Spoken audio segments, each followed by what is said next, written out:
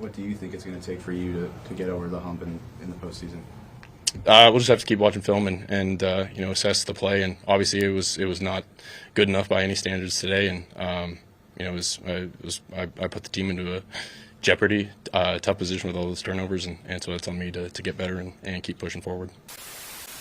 The Los Angeles Chargers, this is a team that I've been very fascinated to make a season preview on, and we're going to be talking about if the Chargers will win the AFC West in 2025. You look at the type of turnaround this team had with Jim Harbaugh in his first year at the helm of head coach. The year before, in Brandon Staley's last season before he was fired in 2023, they had a 5-12 record, which ultimately led to them having the 5th pick overall, drafting Joe Alt, who is going to be a cornerstone offensive tackle for that Chargers offense. Alongside with Alt in that offensive line, the previous regime drafted Rashawn Slater in the 2021 draft, and he's been one of the best young offensive tackles in the league. And he recently just inked a new 4-year, $114 million contract extension with $92 million guaranteed. But unfortunately, a couple of weeks later, Slater sustained a torn patellar tendon in training camp, and he's going to miss the entire 2025 season. So that's going to be a huge loss for that offensive line that was going to look to take another boost in this upcoming year. But next man up, and this is before the injury, of course, but PFF projected the Los Angeles Chargers to have a top 10 offensive line going into this upcoming season. They might drop off a little bit, or they could be enhanced too, because mind you, they did sign Mekhi Becton from the Philadelphia Eagles, who was really revitalized in that offensive system under their offensive line coach, Jeff Stoutland. And I know Becton, he plays the guard position, but that's still going to be another player to help bolster up that offensive line. So I still think they'll be one of the better O-lines in the league. But they really adopted a new philosophy with Jim Harbaugh being a run-heavy football team, complementing Justin Herbert at the quarterback position. And I had that intro in there after the devastating 32-12 playoff loss that the Chargers suffered against the Texans in the wild card round last year, because I think a lot of people aren't talking about it as much as they should. And there's been conversations about Justin Herbert not playing well in the playoffs, or in terms of whether it's in the 2022-23 season where they blew that 30-point lead against the Jaguars to lose the game in the wild card round, or last year when Justin Herbert had 4 interceptions in that game. And prior to that, in the 2024 season, he had 3 interceptions all year. He was very efficient before that game, but that Texans defense really started him. So I'm asking this question if the Chargers will win the AFC West, but it goes into depth with another question if they can actually be serious contenders. And before getting that deeper into the video, I want to look at what they've done in the past couple of years from a personnel standpoint, because like I said, with Jim Harbaugh, his first round pick as the Chargers head coach, drafting a Joe Alt, that really set the tone, because they could have drafted a player like a Malik Neighbors at 6 overall, who is showing to be one of the best young and upcoming receivers, but they waited until the second round to draft a Ladd McConkey, who had an amazing rookie season. He broke the Chargers rookie records for receptions, having 82, and also for receiving yards as a rookie, having over 1,149 receiving yards, and he also had 7 receiving touchdowns. As a second round pick, that was amazing, and they hit in the second round with him coming out of Georgia in his rookie year. And then also what they've done this year in this year's draft, I absolutely love it, drafting an Marion Hampton to really further solidify that run game philosophy, being a run first team. He had an amazing past couple of years at the University of North Carolina, even though that team wasn't the greatest. He still, from a running back standpoint, was the second best running back prospect in this draft after an Ashton Jeanty. In the past 2 seasons combined, he's had over 3,100 rushing yards. Last year specifically, in 2024, Hampton had 281 carries for over 1,600 rushing yards and 15 touchdowns. Also, with that, being solid in the receiving game as well too, having 373 receiving yards on 38 receptions and 2 receiving touchdowns. And in 2023, the same amount of touchdowns with 15, having 253 carries for over 1,500 rushing yards and 222 receiving yards on 29 receptions and a touchdown. So he's very versatile as a back. He's very slippery as well and very physical. He's 6 foot, 221 pounds, has a very physical frame, and he's going to be a perfect back in that system to really, I think, tote a lot, because he can tote the ball for real. And they did sign a Najee Harris, but he suffered a superficial eye injury, something like that, during the 4th of July. So it'll be interesting. I think that he'll be more so of a complimentary back. Najee Harris, he's 27 years old now, and he had some moments with the Steelers in the previous 4 seasons that he was there, but his yards per carry haven't been that impressive. He's ranged from 3.8 to 4.1 yards per carry. Definitely a short yard situation type of back that you would love to have, but in terms of being a running back that's your number 1 player in the backfield, I don't think that's necessarily the case, and Hampton will be able to take the reins of that,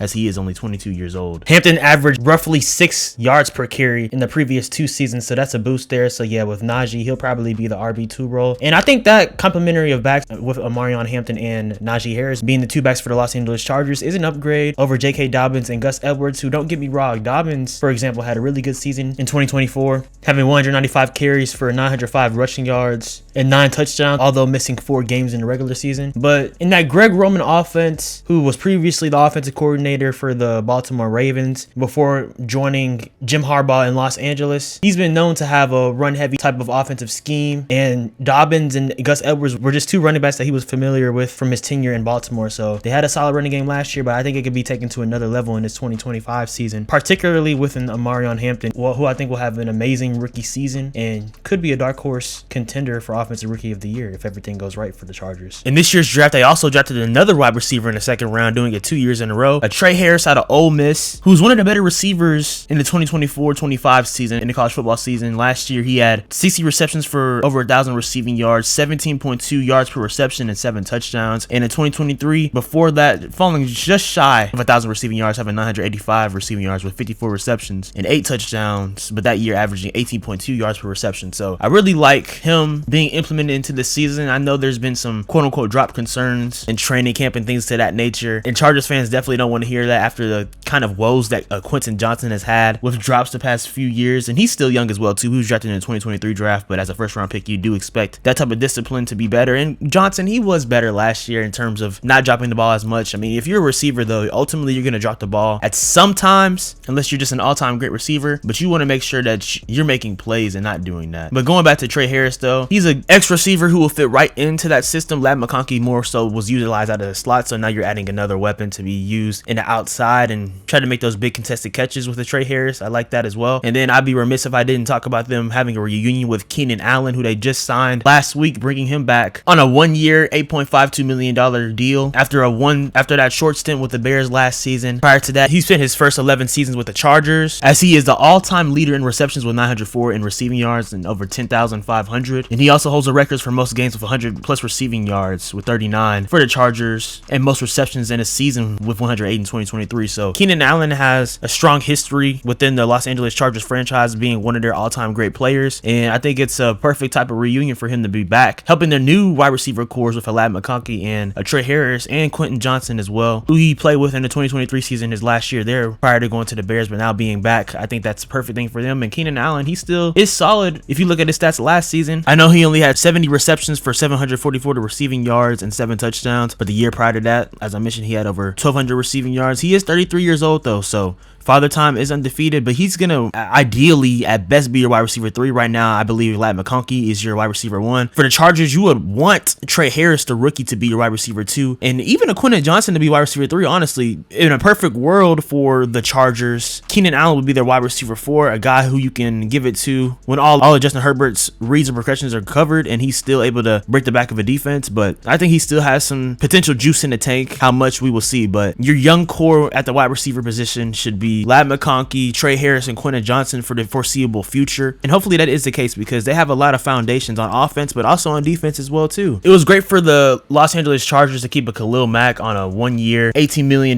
contract extension, as he still had great production in his past few seasons, even though he's 34 years old now. Last year he had 39 total tackles with 6 sacks and 6 TFLs, and in the season prior in 2023 though, he had 17 sacks. So the Chargers are maybe potentially looking to see if he can have an in-between that 6 and 17 sack season, but you didn't want to lose a player like that, especially after you lost Joey Bosa, who signed with the Buffalo Bills on a 1-year deal as well. They still have Derwin James, who I believe is one of the best safeties still in the league. His stats don't always show necessarily. Last year he only had 1 interception, but he did have 93 total tackles last season, 10 TFLs, and 5.5 sacks, which is impressive for a safety. So he's a really good blitzing safety as well too. That's a perfect thing to have, and he's 29 years old. I believe he's still in his prime and has a lot left in the tank. So those are 2 integral players to really embody the culture of that defense and that Jim Harbaugh and Joe Hortiz, their general manager, want to have for this team, being a physical football team, owning the trenches offensively and defensively, and just being a real contender in the AFC West. We're going to elaborate even more on this throughout the video, but reality is a lot does hinge on Justin Herbert. You want to put your quarterback in great positions to succeed, and I think Jim Harbaugh is going to continue to do that in his second season and in years beyond. Last year, he had nearly 4,000 passing yards with over 3,800, throwing for 23 passing touchdowns and 3 interceptions. As I mentioned prior in the intro, those 3 interceptions interceptions was very efficient and very low, but in that playoff game against the Texans, he had 4, so that was insane. But you look at previous years, and I know he hasn't had necessarily the most success. Last year was just his second playoff game because he only had one playoff game prior, and that was against the Jaguars. But his rookie year, as we all know, was lauded as one of the best rookie seasons of all time. We acknowledge that Jaden Daniels had the best rookie year of all time last year, but in 2020, Justin Herbert stepped in, played 15 games after Tyrod Taylor had that bizarre injury still. Herbert had well over 4,300 passing yards, had a completion percentage of nearly 67%, had 31 passing touchdowns and 10 interceptions, and a quarterback rating of 98.3. Followed that up in 2021, throwing for 5,000 passing yards, 38 passing touchdowns, and 15 interceptions. Then in the first season that he made the playoffs, throwing for over 4,700 passing yards, 25 passing touchdowns, and 10 interceptions, so a little bit less on the touchdowns, but was still efficient, had a 93.2 quarterback rating, and then made the playoffs for the first season that year. And then the past couple of years, he's dealt with injuries, and particularly in 2023, he dealt with some injuries, only playing 13 games, throwing for 3,100 passing yards, 20 touchdowns, and 7 interceptions, and that's the season that they were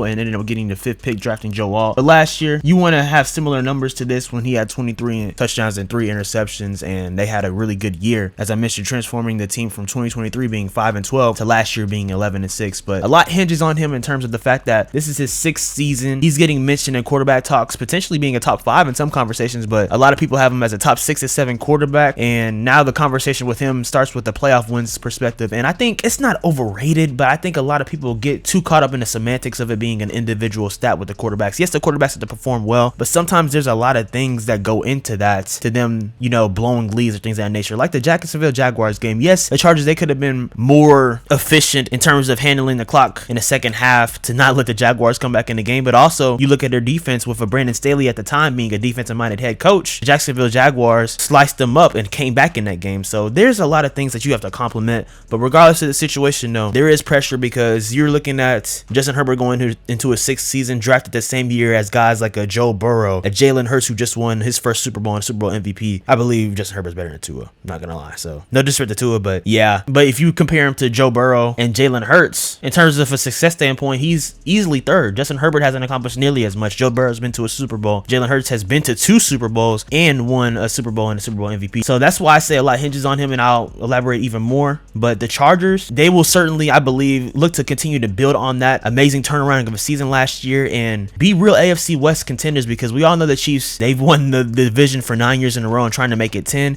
And if you haven't checked out my season preview on them, go check it out, because that was a really interesting talk, seeing if they've peaked. If the Chiefs have peaked, this is a perfect opportunity for the Chargers to step in and win a division title. But you also have to deal with the teams like the Denver Broncos, who made the playoffs as well, being the 3rd seed in the AFC West last year. Then the Raiders, they're going to be a tough team, as they brought in a Pete Carroll, who's a Super Bowl champion, had a solid draft drafting Ashton Dempsey and bringing in Geno Smith at the quarterback position. So I like how competitive the AFC West division is, and the Chargers, they certainly have a shot to make noise in it. Before we further analyze the Los Angeles Chargers' chances in the AFC, but particularly in the AFC West overall, make sure you hit the like button and subscribe and turn on post notifications. Follow me on Instagram/Twitter/X at Swaggy Russ, on TikTok at Swaggy Russ02 for shorts, reels, content, all things like that. Podcast information on Spotify and Apple coming soon. I promise. Stay tuned for that as well. The audio from these videos will be going on there. And with all that being said, though, let's answer the question if the Los Angeles Chargers will win the AFC West. 4-2 was the Los Angeles Chargers record against AFC West opponents in the 2024 season. And as previously I stated in my Chiefs video, the Chiefs barely beat the Chargers in both of their matchups in a 1-score possession game in week 4, as the Chiefs won 17-10, and then later in the season when the Chiefs won that game only by 2 points, 17-19. So the Chargers, they've been right there in it, and then against a team like the Broncos, who were one of the more sneaky playoff contenders alongside of Los Angeles Chargers, they beat the Broncos last December 34-27, and they beat them in week 5 23-16, both games winning by 7 points each. So they've still shown, at least to this point at the recording of this video, to be a little bit of a stronger contender in the AFC, more so than the Denver Broncos. But time will tell, because I love what the Broncos have done with their defense, leading the league in sacks and things like that. And they're going to be right there to try to contend with the Chiefs and Chargers this year in the division. And I wouldn't be surprised if, for example, the Chargers and the Broncos split. But they swept the Raiders. And even though they lost those 2 games to the Chiefs, they're right there in second place. But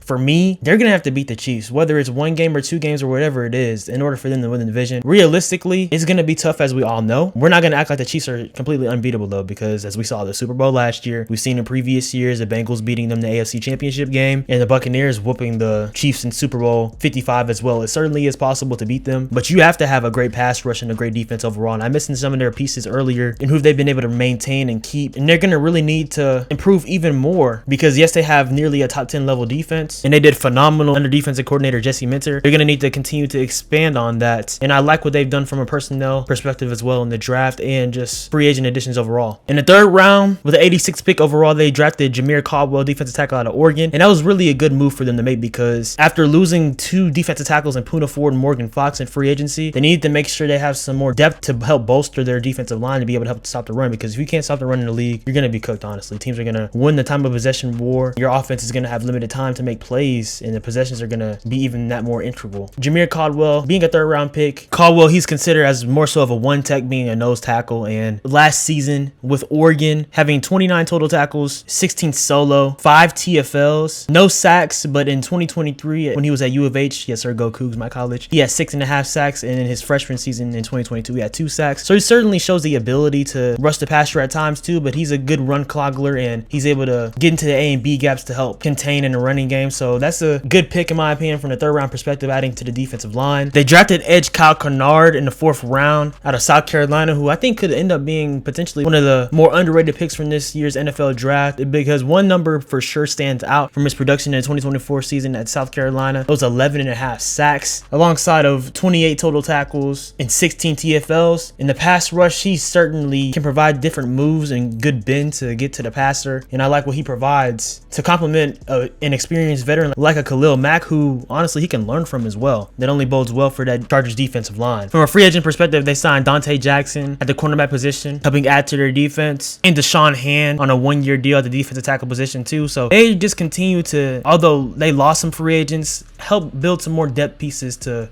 make sure that they're upright and really improve defensively in that perspective. And I think that they're going to continue to be solid and hold things down to be complementary for the Los Angeles Chargers offense, which is going to be run dominant. Typically, when you overachieve in a season like the Los Angeles Chargers did, you get rewarded in the next season with a tougher schedule. And that's indeed the case for the Chargers going into this upcoming 2025 season. And I think they wouldn't have it any other way. They want to be tested. They want to make sure that they're ready and prepped to go against the best teams in not only the AFC, but in the NFL overall. And they have the 12th hardest schedule in the NFL for the 2025 season, starting off with that game in Brazil against the Kansas City Chiefs, a pivotal divisional game, I might add, on a Friday night on September 5th. Will be interesting to see how both teams comes out. First off, for the Chiefs, after getting blown out in the Super Bowl, how much vengeance are they going to be looking at to try to get against the league? And then for the Chargers, they're trying to change the narrative, and like the title of the video says, can they change the narrative and win the AFC West for the first time since 2009? 16 seasons since they've won the AFC West. That's a long time, man. It's a super long time. A great global game to watch and game overall. Then they play another divisional game in week 2 against the Raiders. Won't be as much of a cupcake game as it was in 2024 in both of those matchups. And the first time they played against the Raiders, they won 22-10 in week 1 of 2024. And then when they played against them for the second time in that season, they won 34-20 in week 18. But I would probably favor them to win that game. Broncos and Chargers. Yes, the Chargers, they did sweep the Broncos in 2024, but I don't think it'll be as easy. And I would honestly predict them to blitz the season series against the Broncos in 2025, but the first matchup against them is at home in LA, so I'll probably favor them in that game. And moving on to some other games, the Giants, I think they can win that game. Commanders, that can really be a pick 'em type of game, but I wouldn't be surprised if they win that. And they play the Dolphins, I would favor the Chargers in that game. I'm just still, for some reason, just not convinced by the Dolphins. They're so reliant on Tua, and of course he's your franchise quarterback. He should be, but I'm not necessarily convinced that he'll stay healthy throughout the entire season. Hopefully he does, Lord willing, of course, because we don't want anyone to get injured in football, but also the concussions factor. I mean, that's scary what we've witnessed with him, but I'm just not confident in that football team, so I think the Chargers can beat the Dolphins and really bully them in terms of a run game perspective. But then they play against the Colts. They should win that. The Vikings and Chargers, that'll be a really good watch. And depending on how JJ McCarthy looks in his first few weeks, I'll have a better opinion on that. But I will say he looked good in preseason, but I'm not measuring too much on that because a lot of players who aren't going to make different rosters are playing. So we'll see about that game. But that's a good matchup there. They play against the Titans, the Steelers. That'll be tough.